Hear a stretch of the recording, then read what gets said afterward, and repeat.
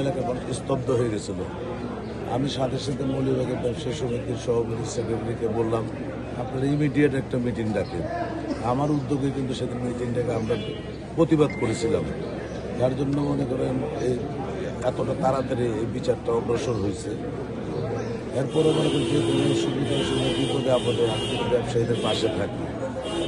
5ই আগস্টের পরে অনেক লুটপাট অত্যাচার হয়েছে, কিন্তু আমাদের এলাকায় আমরা সকল ব্যবসায়ীদেরকে নিয়ে আমরা ঐক্যবদ্ধভাবে এগুলো আমরা নিয়ন্ত্রণ করছি এবং পাহারা দিছি, যাতে কোনো রকম ক্ষতি না হয়। ইনশাল্লাহ কোনো ক্ষতি হয় নাই আমাদের এলাকাতে। যেমন সন্ত্রাস, চাঁদাবাজ, দুর্নীতিবাজ, মাদক, এগুলো আমি নির্মূল করবো ইনশাল্লাহ। এবং মানুষের কল্যাণে কাজ করবো। ট্যাক্স, খাজনা, তারপর ভ্যাট যে জটিলতা আছে এগুলো আমরা সমাধান করবো ইনশাল্লাহ।